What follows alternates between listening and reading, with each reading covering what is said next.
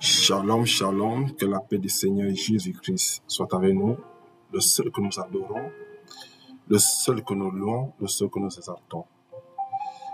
Comme ce chant, ce magnifique chant, je dis magnifique pas à cause de la mélodie, je dis magnifique pas à cause de la guitare ou du piano, mais magnifique à cause de la parole. Il dit, j'entre dans le sein des saints par le sang de l'agneau, le sang du Christ.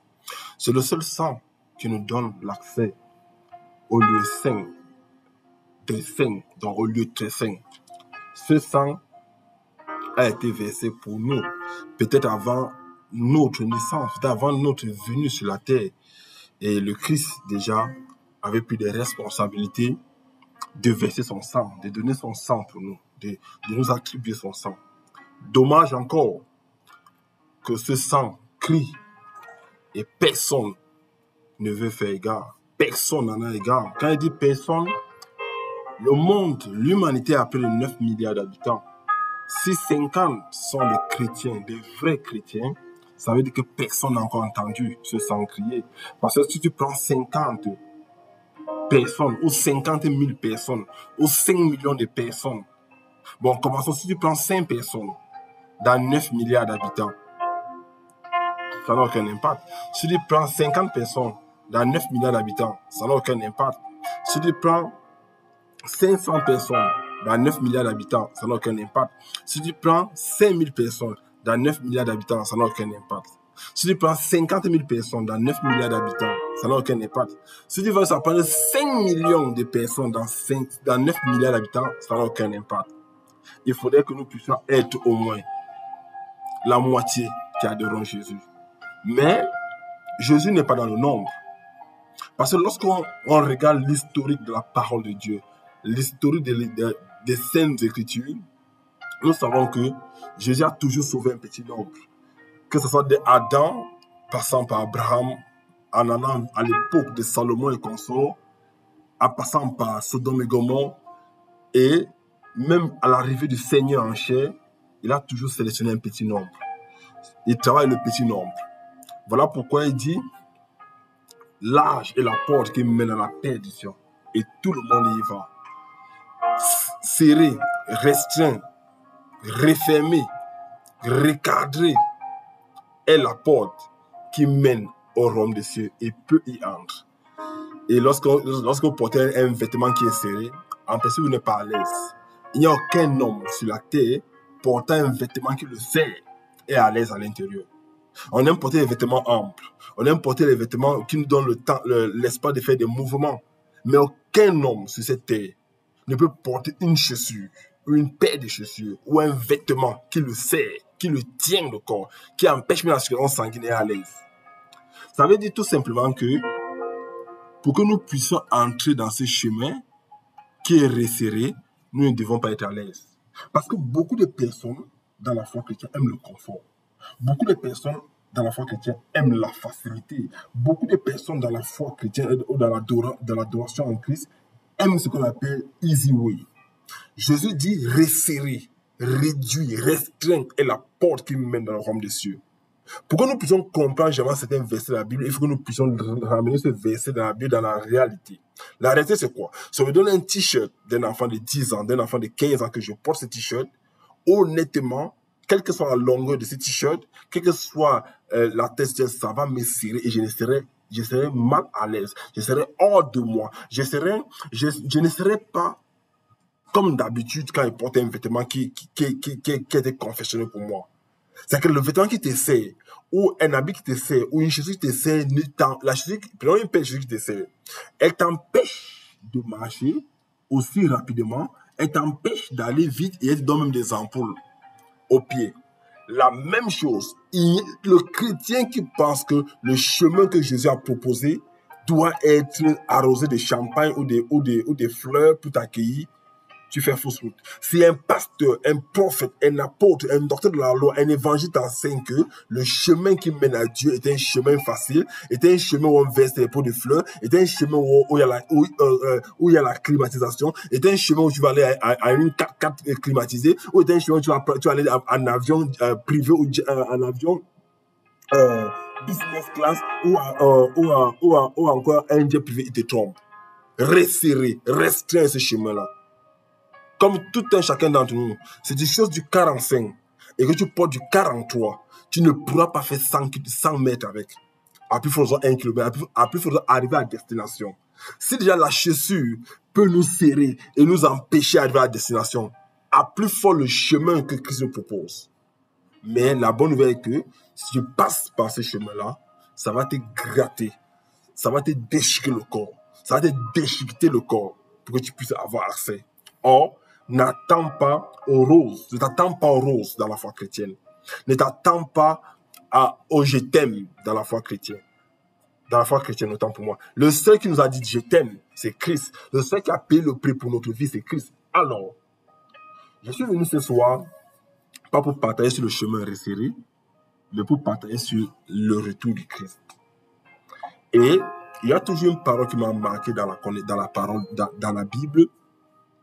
bon, dans la lettre de Christ à nous, pour comment on puisse suivre Dieu, moi j'appelle ça la lettre de Christ, pour moi, pour que je puisse suivre Dieu le Père. Il a toujours utilisé un thème, le jour du Seigneur viendra comme un voleur. Et beaucoup d'entre nous, j'aime toujours généraliser parce que c'est que c'est l'unanimité. Beaucoup d'entre nous, nous aimons toujours lire ça et dire Amen et sauter, on s'en va. Et comme à la coutume pour tout bon nombre de chrétiens, on aime toujours lire des versets, on dit Amen et on saute. La plupart du temps, quand on vient même dans la Bible, c'est pour lire les versets qui arrangent notre situation. C'est que si je n'ai pas une situation, je ne viens pas lire la Bible. C'est que je lis la Bible parce que j'ai une situation. Je lis la Bible parce que j'ai été persécuté. Je lis la Bible parce que j'attends un bonheur ou un gain de Dieu. C'est que beaucoup d'entre nous voulons lire la Bible ou la méditer parce qu'on attend quelque chose de Dieu. J'ai cessé de lire la Bible en attendant quelque chose de Dieu parce que je suis déjà en Dieu. Dieu est déjà en moi, tant pour moi. C'est-à-dire que quand je lis la Bible, ce n'est plus pour attendre quelque chose de mon Père parce qu'il m'a tout donné. Mais aujourd'hui, je vois encore miraculeusement des chrétiens qui lisent la Bible parce qu'ils attendent quelque chose de Dieu. Ils attendent le travail, ils attendent le mariage, ils attendent le visa, ils attendent les contrats, ils attendent les maisons, les aides sociales, ils attendent la nationalité, ils attendent les virements bancaires. Donc, ça veut dire que nous lisons la Bible ou nous prions parce que nous attendons quelque chose de quelqu'un. Et on porte le Seigneur, on vient le mettre devant. On dit, Seigneur, si j'ai tel montant, je te donne l'offrande de tel, je te donne la dîme de tel. Seigneur, si j'ai tel job, je te donne mon premier salaire. Seigneur, si j'ai telle voiture, je vais porter les pasteurs, les prophètes qui viennent dans le pays pour les accompagner à l'église. Seigneur, si j'ai tel enfant, je vais le faire tel. On marchande avec Dieu, l'Éternel. Et pendant que nous marchandons avec notre soi-disant Dieu, l'Éternel Yahvé nous regarde et il dit, vous n'avez pas compris. Il dit, nous n'avons pas compris ce qu'il veut de nous. Il y a des chrétiens qui marchandent avec Dieu. Je veux gêner parce que j'entends ça de Dieu. Je veux gêner parce que il faut que Dieu m'ouvre telle porte. Quand j'entends un pasteur ou un frère ou un prophète dire, venez, on va gêner parce qu'il faut entrer dans la nouvelle année. Venez, on va gêner parce qu'il faut que tu aies ton contrat. Je ne veux pas revenir sur ça tous les jours dans les vidéos. J'appelle ça lamentable. Parce que je ne peux pas venir prier pour ce que j'ai déjà. Je ne peux pas venir gêner pour ce que j'ai déjà. Je ne peux pas venir peut-être gêner pour ce qui m'a été donné par décret. Mais aujourd'hui, il y a quelque chose qui ne nous a pas été donné, que je vais en parler. Quelque chose que nous devons travailler pour l'avoir. C'est le retour du Seigneur. Le retour du Seigneur est quelque chose que nous devons tous travailler pour l'avoir. Parce que le Seigneur reviendra, ça c'est sûr. Que je croie, que tu crois, X ou Y croit ou il ne croit pas, il reviendra. Et je voulais dire dans la vidéo précédente que l'une des choses que je reconnais dans le Seigneur, c'est qu'il n'a jamais menti. Et un jour, j'ai dit dans une même prédication, Dieu ne peut pas tout faire. Les chrétiens, comme ils aiment beaucoup être scandalisés par les paroles des hommes sans les écouter, ils m'ont dit, mes frères, pourquoi tu blasphèmes comme ça? J'ai dit oui, Dieu ne peut pas tout faire. La seule chose que Dieu ne peut pas faire, Dieu peut pas mentir. Dieu ne peut pas mentir, c'est-à-dire que Dieu ne peut pas tout faire, Dieu ne peut pas mentir. Jésus-Christ ne peut pas mentir. Le Saint-Esprit, alors, ne peut même pas se tromper. Et Jésus a dit, dans plus de 16 ou 17 passages de la Bible, le jour du Seigneur viendra comme un voleur. Un voleur, c'est qui? Parce que pour qu'on comprenne la parabole du Seigneur, il faut que nous décryptons mot à mot, ce qu'on appelle le motamotisme du vocabulaire que le Seigneur a utilisé en langue française. Il dit, son jour viendra comme un voleur. Comment vient un voleur? Quelles sont les caractéristiques d'un voleur? Il faut d'abord que je vous donne les caractéristiques d'un voleur pour savoir quelles sont les caractéristiques du Christ. C'est cachant dans cette image-là. Parce que quelqu'un va dire, non, Christ, quelqu'un qui est saint, quelqu'un qui est sorti de Dieu dit qu'il va venir comme un voleur. Mais le voleur, ce sont les rejetés de la société. Ce sont les gens qu'on doit mettre en prison. Ce sont les gens qu'on doit rejeter. Oui, mais cette parabole que Christ a prise n'est pas faite au hasard. Il a dit son jour viendra comme un voleur. Qu'est-ce qu'un voleur? Un voleur, qu'importe le type de voleur, c'est quelqu'un de très intelligent. La première chose que j'ai remarqué, même moi, étant petit, on volait. On volait dans des mamies des parents. On volait des bouts de pain dans les établissements, dans nos établissements, dans nos salles de classe. Pour nous, jamais on a fait cela. On volait souvent des stylos à billes, des ardoises, la craie.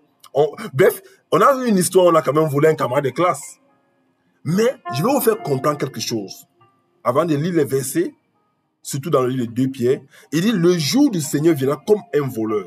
La première remarque que je veux faire voir sur le voleur, c'est que le voleur est quelqu'un de très intelligent. La première remarque que je veux faire voir sur un homme qu'on appelle voleur, c'est qu'il est quelqu'un de très intelligent. C'est quelqu'un qui calcule le temps, l'environnement, l'heure. Donc, c'est quelqu'un qui prend le temps d'étudier sa cible. Il prend le temps d'étudier l'environnement où il va opérer. Il prend le temps de visiter et de revisiter les lieux où il veut opérer, où il veut avoir affaire. Et il choisit une heure dans le secret que seul lui et son être connaissent à l'heure où il viendra. Donc c'est quelqu'un de très intelligent. Il étudie le lieu où il va. Il étudie la personne qui va attaquer. Il étudie l'environnement. Il étudie la population. Il étudie les entrées et les sorties de l'endroit où il va. C'est-à-dire qu'il prend le temps à étudier là où il va. C'est là où sort son intelligence. Il prend le temps à étudier. Voilà pourquoi dans certains jargons du soir, celui qui vient voler chez toi n'est pas étranger à ta maison. Celui qui vient voler chez toi n'est pas étranger à ta maison. Première caractéristique d'un voleur. Deuxième caractéristique d'un voleur que moi j'ai retenu, chacun peut avoir son idée. Le voleur est quelqu'un de très fort et de très courageux. Très fort et de très courageux. Fort dans quel sens? Pas au niveau physique où il peut bagarrer, il peut faire une bagarre à quelqu'un. Fort à cause de la responsabilité qu'il prend d'aller faire cet acte-là. Pourquoi courageux? Parce qu'il entre quelque part où il n'est pas sûr qu'il va ressortir vivant. Mais il entre quand même. Il prend le risque d'entrer. Ça, c'est le courage. Fort. Parce qu'il a décidé de faire cette chose. Courageux parce qu'il entre quelque part où il va dans un lieu où personne ne le connaît en principe. Ou encore dans un lieu où il prend le risque d'y aller sans savoir s'il va sortir. La troisième chose que j'ai remarqué sur un voleur, son vêtement. Il y a deux types de voleurs. Ceux qui s'habillent en classe pour venir voler et ceux qui s'habillent débraillés pour venir voler. C'est que soit un voleur, il est habillé en classe, c'est qu'il est habillé en vêtement, il est habillé en vêtement classe, soit il est habillé en vêtement débraillé. Que ce soit l'un ou l'autre, il n'est pas au milieu. Soit il s'habille en débraillé, soit il s'habille en classe. C'est-à-dire que tu as de la peine, soit à le mettre dans la classe de celui qui est habillé normalement, vêtu normalement, soit celui qui est habillé en débraillé. C'est-à-dire que le débraillé, tu vas le prendre comme un mendiant, et celui qui est en classe, tu vas le prendre comme un responsable. Quatrième chose que j'ai retenu d'un voleur,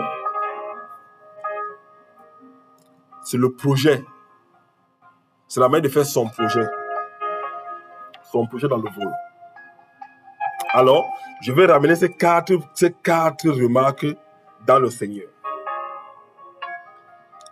Première remarque.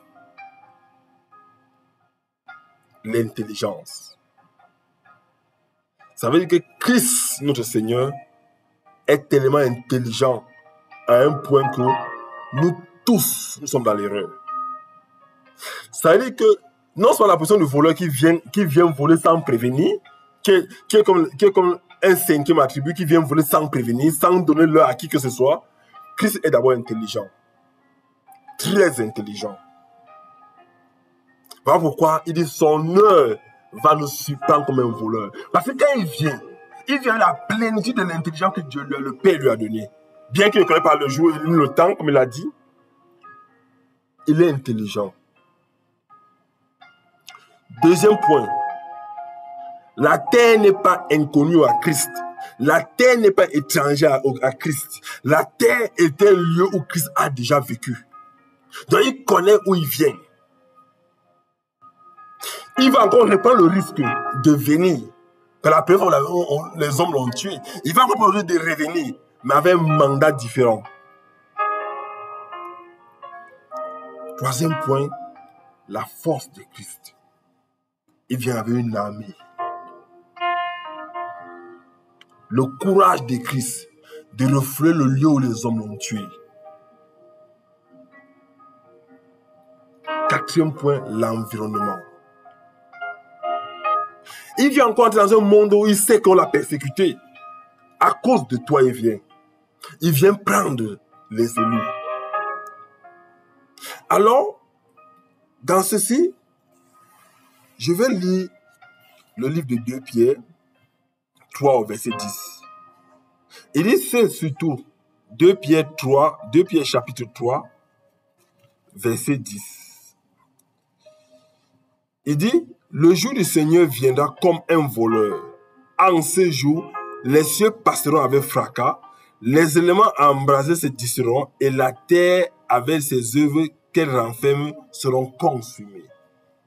Bref, le jugement, la fin des temps. Pas la fin des temps qu'on voit dans des feuilletons, dans des films, mais la fin des temps. La venue de Christ, c'est la fin des temps.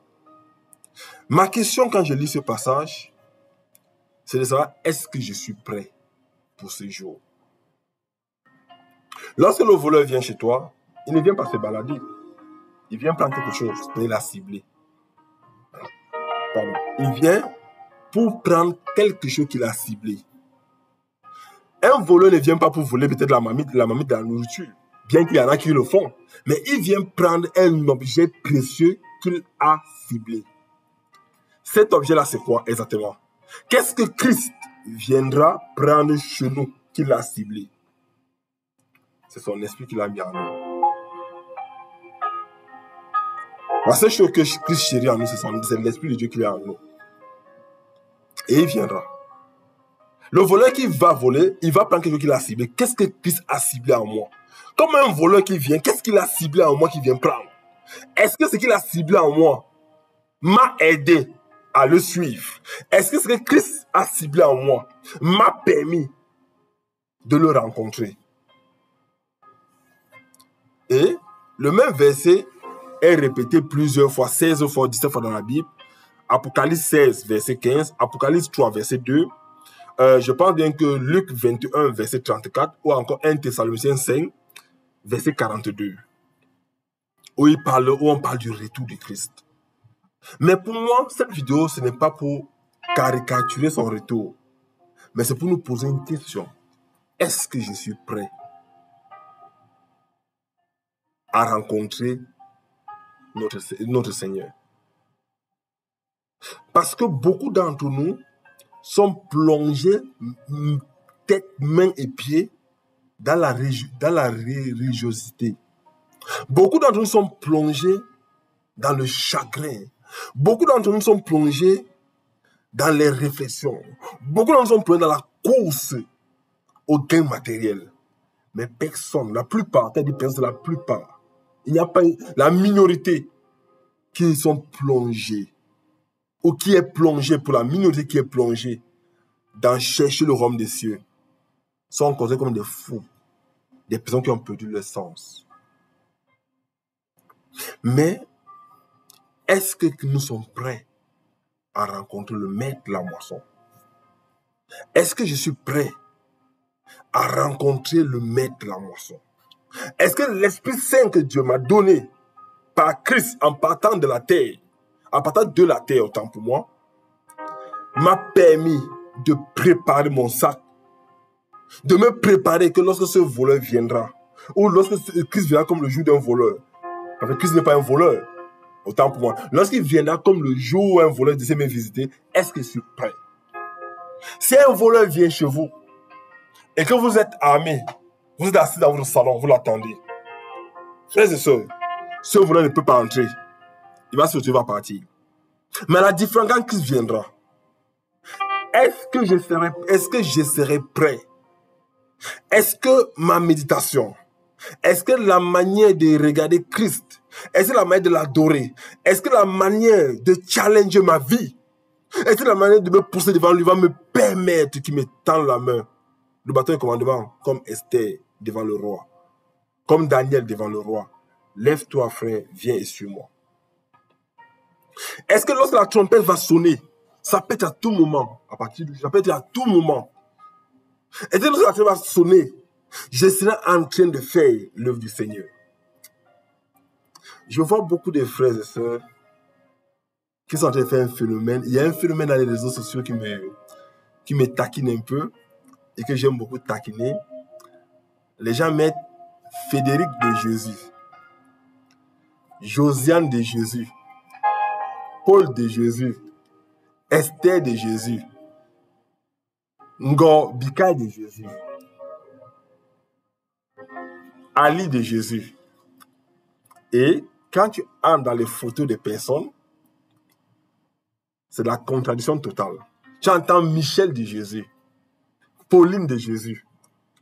Comme si en collant le nom de Jésus à son nom, la sanctifie ou le sanctifie. Comme si en disant Emmanuel de Jésus, le nom Jésus collé à son nom, le sanctifie.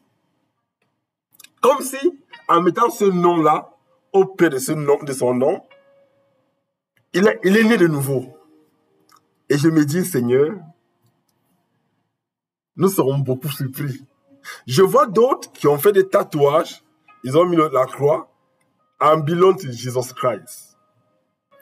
Je me dis, la chair où tu écris, où tu mets une croix, et tu mets un belong, où j'appartiens à Jésus, la chair là, elle va aller où? Puisque dès que tu meurs là, on te met dans la tombe, et on te met dans, on ferme. Le tatouage là va pourrir. Ça ne sera même pas là au jugement. Ça va rester dans la terre, et ça va progresser à son jugement. Je vois des personnes qui gravent le nom du Seigneur sur leur dos, sur leur torse. Grave encore. D'aucuns qui se proclament, je m'appelle Pierre, et portent un nom de l'apôtre et vont faire des choses démoniaques. Bref, je ne vais pas entrer dans ce sens, c'est juste pour nous interpeller. Alors, lorsqu'on lit la parole de Dieu, je vais prendre 1 Thessaloniciens 5, verset 42.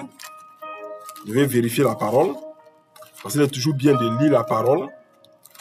Et qu'est-ce que 1 Thessaloniciens nous dit? 1 Thessaloniciens, non, verset 28, non, pas... C'est 1 Thessaloniciens, 2 Thessaloniciens, permettez-moi de vérifier. Peut-être je me trompe, 2 Thessaloniciens, non, 1 Thessaloniciens.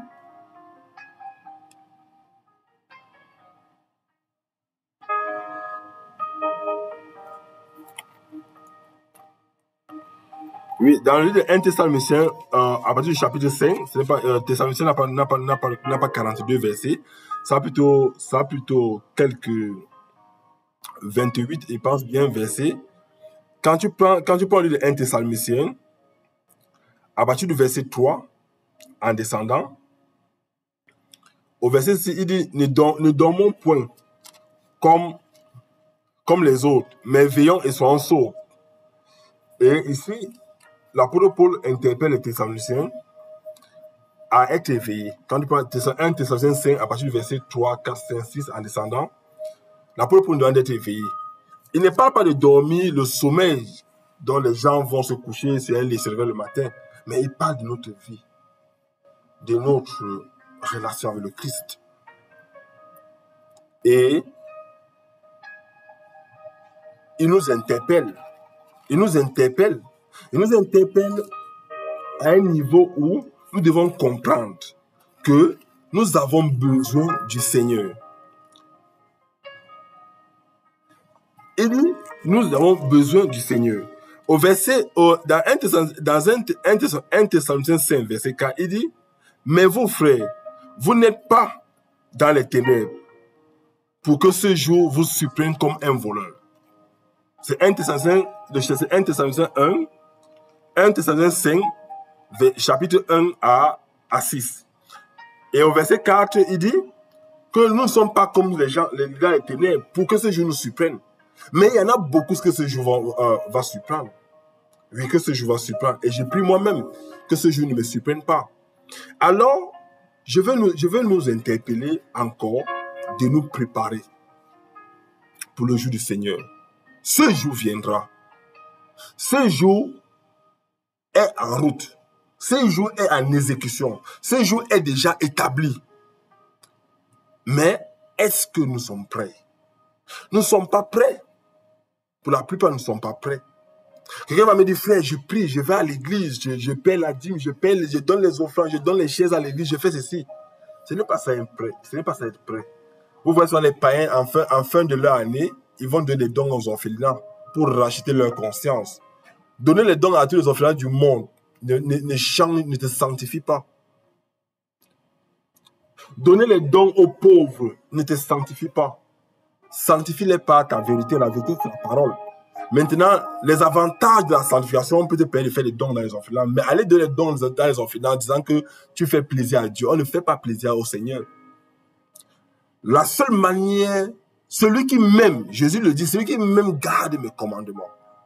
Or, pour rencontrer le Seigneur ce jour, pour être prêt ce jour pour rencontrer le Seigneur, il faudrait que chacun d'entre nous gardons les commandements du Seigneur. Nul ne pourra rencontrer le Seigneur s'il n'a pas gardé les commandements du Seigneur. Nul ne pourra rencontrer Christ s'il n'a pas gardé ses commandements. David dit dans les psaumes 5 choses. C'est dans ma foi de suivre tes principes, tes lois, tes commandements, tes ordonnances et ta parole. Il demande continuellement ça à Dieu parce que c'est ça qui permet à un homme de rencontrer le Seigneur. Le Seigneur, frères et sœurs, quittons sur les actes inutiles, les dons inutiles, quittons sur les endroits inutiles, soit disant que c'est une communauté chrétienne. Chaque jour qu'un homme doit passer, doit plutôt se rapprocher du Seigneur Jésus et de quitter ce monde, de faire à son âme, de se préparer à la rencontre du Seigneur. Parce que lorsque le Seigneur viendra, il ne touchera que ce qui est saint. Il ne touchera que ce que le Saint-Esprit lui aura donné.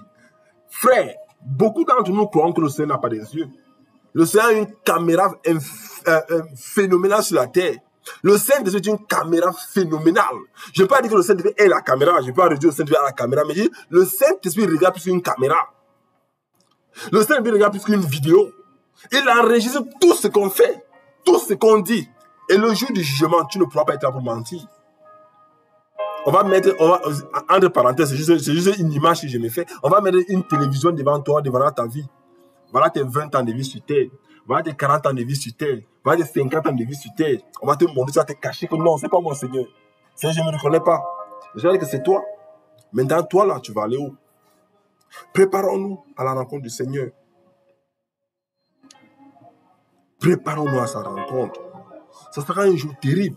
Ça sera un jour où rien ne pourra nous aider. Je le dis toujours. Ça sera un jour où mon passeport, mes finances, mes biens matériels ou matériaux, mes bijoux, mes habits, tout ça, ma maison, ma fortune, ça ne va rien faire. Déjà que si je pars avant qu'il ne rentre, parce qu'il faut 6 ans, c'est aussi avoir une grâce de nous rencontrer. La grâce est une faveur imméritée. Nous l'avons rencontré, le Seigneur est en nous. Et c'est seulement une opportunité même de nous rencontrer. La plupart d'entre nous, à son avènement, nous ne sommes plus là. On va s'en rester d'attendre, comme la Bible le dit. Mais quand on va sortir, est-ce qu'il va nous prendre? Est-ce que nous sommes qualifiés? Qu'est-ce qui me qualifie? Qu'est-ce qui qualifie mon frère, ma soeur, pour rencontrer le Seigneur? Je vois souvent des personnes, lorsqu'une autorité comme un président, un roi les invite, ils se mettent sur leur 31, comme on dit souvent, et ils vont devant le roi. Ce jour-là, aucun de tes 31 ne va l'impressionner. Le seul chanteur que tu peux mettre pour rencontrer le Seigneur, c'est d'avoir mis sa parole en pratique. Pas d'avoir maîtrisé sa parole, donc d'avoir mis sa parole en pratique. Parce qu'il y a des pasteurs, des prophètes, des apôtres et consorts qui vont te laisser toute la Bible et puis dans l'obscurité, ils font ce qu'ils ont à faire. C'est pas d'avoir resté la Bible, c'est d'avoir mis sa parole en pratique. David a passé son temps à dire, Seigneur, donne-moi de mettre ta parole en pratique. Pas de rester les versets bibliques, de mettre la parole en pratique. Si Dieu a dit, par exemple, les femmes n'enseignaient pas. Un exemple, ne pas le faire en disant que tu veux faire plaisir à Dieu. Si Dieu a dit, aime ton prochain, tu dis que non, mon prochain m'a fait trop du mal, je ne peux pas l'aimer. Et puis tu veux le rencontrer. Si le Seigneur dit, prie pour ton ennemi, tu dis que non, je ne peux pas prier. Hey, le Seigneur ressent ce que je ressens là, il ne peut pas prier. Et tu veux le rencontrer. Le royaume de Dieu appartient à ceux qui ont le cœur comme les petits enfants. Tape sur ton fils ou ta fille. Demain, de son petit âge, elle reviendra vers toi. Maman, j'ai faim, papa, j'ai faim. Voilà ce que le Seigneur attend de nous. Je ne veux pas mettre long sur cette vidéo, mais je veux nous interpeller sur le retour du Seigneur. Sur les caractéristiques d'un voleur. J'aimerais que chacun d'entre nous, après écouter cette vidéo, va s'asseoir et cherche les caractéristiques d'un voleur. Parce que le voleur aussi a des caractéristiques. L'intelligence, la sagesse, le timing, le feeling, l'étude des parents, tout ça. Le voleur, il a tout ça. Et je sais qu'il viendra comme un voleur. Donc, le voleur, quand il décide de venir chez toi, il étudie ton environnement. Il étudie tes heures du travail. Il étudie tes entrées, tes sorties. Il prend le temps de t'étudier. C'est-à-dire que comme le Seigneur viendra là, il a pris le temps de nous tous nous étudier sur la terre. Au nombre que nous sommes, il a pris le temps de nous tous nous étudier. Il nous connaît, nous tous, un à un. Personne n'est caché devant le Seigneur. Donc il ne vient pas faire le chercher le mot. Il ne vient pas faire le jeu du hasard. Non, il vient prendre ceux dont qui ont fait sa volonté et il les connaît tous sans exception. Qu'importe le continent où tu te trouves, qu'importe le pays où tu te trouves, il nous connaît nous tous ceux qui ont fait sa volonté. Même moi, comme l'apôtre Paul le dit, je tiens mon corps assujetti de peur qu'ayant partagé avec les frères et sœurs à travers une vidéo, que je sois rejeté au dernier jour. Je tiens moi-même mon corps assujetti. Chaque jour devant la tentation, l'épreuve, je tiens mon corps assujetti. De peur qu'ayant fait des vidéos, que cette vidéo un jour soit un témoin contre moi-même. Oh frère Ali, tu avais fait cette vidéo et tu allais pécher le lendemain. Seigneur, pardonne-nous de ce que nous avons fait qui t'a pas plu. Pardonne-nous que parce que nous avons créé nos propres projets dans ton projet sans te consulter. Oh, ton projet est meilleur pour nous. Nous devons nous préparer. Parce que même si le Christ tarde, l'ange de la mort peut venir nous prendre. Et lorsque l'ange de la mort t'a pris, là-bas dans le séjour de mort, il n'y a pas de confession. On ne confesse plus de là. Là-bas, on attend seulement.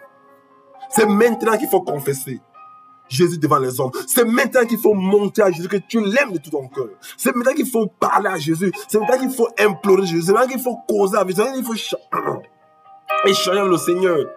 C'est pas quand tu seras mort. Tu prends le temps d'aller en vacances. Tu prends le temps d'aller visiter des supermarchés.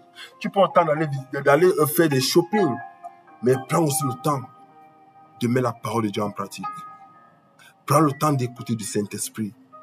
Prends le temps de bâtir ta relation avec le Saint-Esprit. Peut-être te reste un seul jour. Peut-être te reste 5 jours. Peut-être te reste 1 mois. Peut-être te reste 1 année. Peut-être te reste 2 ans. Peut-être te reste 5 ans. Peut-être il ne te reste même plus le temps. Prends le temps.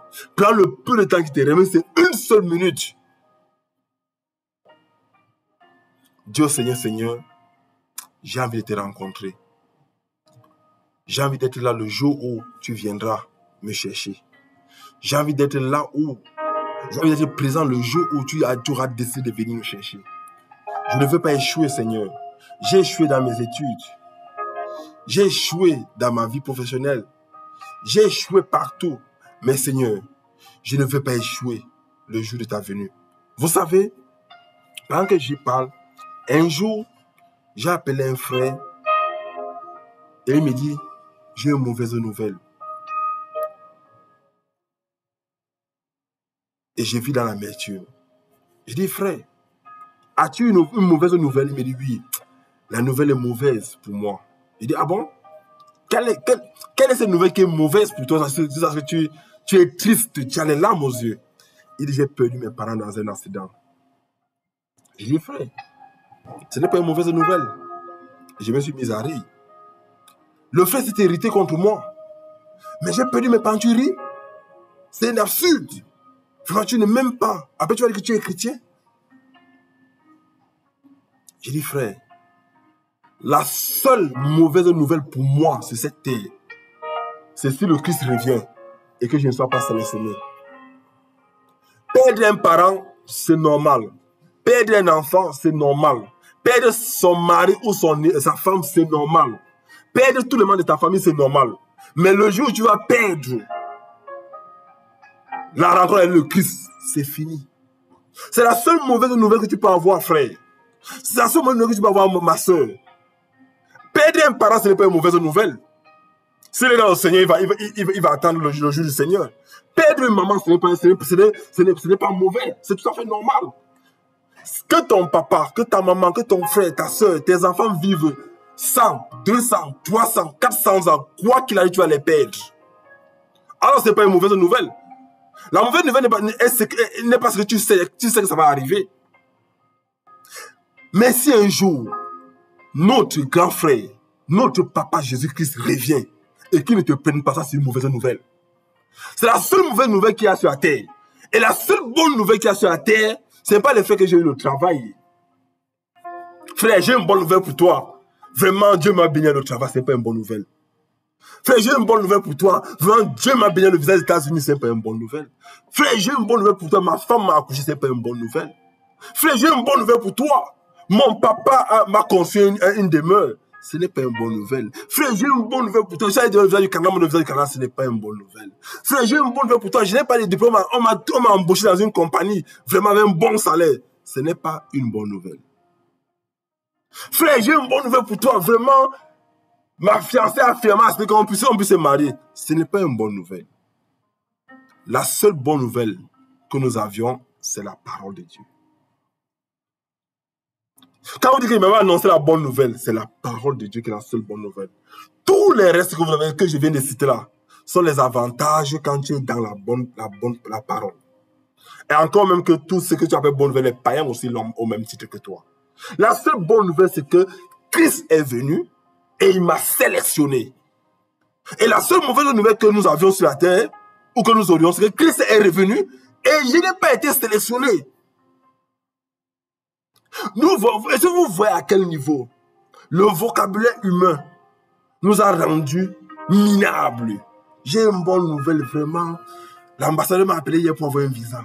J'ai une bonne nouvelle hier, j'ai la promotion. Ce n'est pas une bonne nouvelle. Frère, ma soeur, ce n'est pas une bonne nouvelle. Avoir une promotion, ce n'est pas une bonne nouvelle. Du moins, c'est pour les terriens. La bonne nouvelle, c'est que tu te rassures chaque jour. Tu te prépares que lorsque Christ viendra ou reviendra comme un voleur, comme il a dit, que je sois prêt, qu'il me cueille et que je sois sélectionné. La seule mauvaise nouvelle que tu peux avoir, c'est que lorsque Christ est venu, que tu ne sois pas sélectionné. Parce qu'après ça, tu feras quoi quand il va partir? Après ça, tu iras où? Tu es sûr que le temps de la tribulation, tu vas tenir? Si tu n'as pas pu tenir dans ce temps-ci, c'est pas au temps de la tribulation que tu vas tenir facilement. C'est maintenant qu'il faut c'est maintenant qu'il faut préparer le retour de Christ. Parce que après que Christ aurait pris les élus, tu n'es pas sûr qu'après le temps de la tribulation, tu vas tenir. Si tu n'as pas pu tenir maintenant, ou alors tu as le choix, ou tu as le temps de prier, le temps d'adorer, c'est pas quand l'ennemi sera relâché que tu vas tenir. Frère, maîtrisons notre langage. La bonne nouvelle, c'est la parole. Il n'y a pas autre bonne nouvelle sur la terre que la parole de Dieu, la parole du Christ. Il n'y a pas autre mauvaise nouvelle sur la terre que le fait que Christ soit revenu, que tu sois délaissé. Corrigeons notre langage. Mais si on corrige notre langage, ça nous permet de nous attacher à Christ. Mais si on s'habitue, si on épouse le langage du monde, on se sépare de Christ sans le savoir. Il y a certains vocabulaires qui vont te faire dormir sur les oreillers. Et Christ va te supporter comme le voleur, autant pour moi. Non, vraiment, Christ m'a béni. J'ai cherché le travail depuis 15 ans, j'ai eu le travail. Quelle bonne nouvelle. Non. La bonne nouvelle, c'est la vie éternelle que Christ veut nous annoncer. Et la mauvaise nouvelle, c'est si Christ vient, tu n'es pas retenu. Que mes parents, mes frères, mes soeurs, moi-même, je décède ou je pars de la terre. Ce n'est pas une mauvaise nouvelle. La mauvaise nouvelle, c'est si Christ vient et que je ne sois pas sélectionné. La bonne nouvelle, c'est de mettre la parole de Christ en pratique pour l'attendre, pour l'accueillir. Vous comprenez un peu combien est grand le vocabulaire de la parole de Dieu, qui ne peut pas être comparé au vocabulaire des hommes. Les hommes nous ont habitués que quand on fait un cadeau, c'est une bonne nouvelle. Quand on fait une voiture, c'est une bonne nouvelle. Que quand tu tombes enceinte, c'est une bonne nouvelle. Avez-vous entendu un jour Sarah, Rebecca, Anne dire à leur conjoint que c'est une bonne nouvelle, c'est enceinte? D'où prenons-nous ça? Parce que le monde nous a contaminés. Le monde nous a injecté le vaccin de son vocabulaire et nous sommes assis à l'intérieur. Et ce vocabulaire nous permet chacun de nous éloigner du Seigneur, pas de se rapprocher. Revenons au vocabulaire divin. Revenons au vocabulaire que Christ nous a laissé. Revenons aux premiers amours de Christ et préparons-nous pour son arrivée. Soyez immensément bénis. Je nous interpelle encore de méditer beaucoup sur le livre de 2 Pierre 3. Tout le chapitre, c'est bien important pour comprendre. Apocalypse 16, tout le chapitre, c'est bien important pour comprendre. Apocalypse 3, tout le chapitre. 1 Thessaloniciens 5, à partir du verset 1 jusqu'à sa fin. Luc 20, le livre de Luc 20, chapitre 21. Il y en a près de 16 versets qui parlent du jour du Seigneur. Et j'aimerais vraiment que nous puissions relire, nous conformer à la parole de Dieu et la vivre. Soyez immensément bénis. Que le Seigneur vous fortifie. Shalom. Priez toujours pour moi. Que Dieu me donne la force de résister à la tentation. Que Dieu me donne la force de demeurer intègre. Car nous tous, nous sommes challengés chaque jour. Soyez immensément bénis dans la paix du Seigneur. Amen. Shalom.